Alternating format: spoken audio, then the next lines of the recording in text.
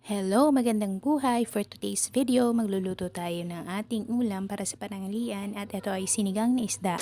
Unahin muna natin yung pagtatalbos sa ating kangkong. Salamat sa kangkungan sa likod bahay. Isusunod natin yung ating labanos at yung ating talong. Kailangan muna nating hugasan bago ito balatan o hiwain. Siyempre, dapat hygienic tayo kasi i-intake natin tong pagkain na to. Kaya, dapat malinis as always. Woo! Ayan, peel muna. Saka natin i-slice. Kung bakit sinigang na isda ang ulam namin ngayon, kasi si Ate Lila ay nahihilig sa may mga sabaw-sabaw. Mas magana siyang kumain kapag may sabaw. Sunod na ingredients natin yung koryoso. Para saan ba yung koryoso? Para lumambot or pampalapot rather ng ating sabaw. Wow! Ako lang ba or gawain nyo rin yung kada pagka-slice ng mga ingredients? Naghuhugas agad kayo ng kamay. Ayan na yung ating isda galing sa ref.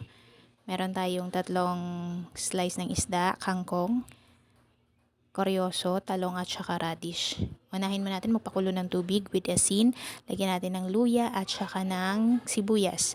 Then unahin yung ingredient na medyo matagal lumambot, yung koryoso.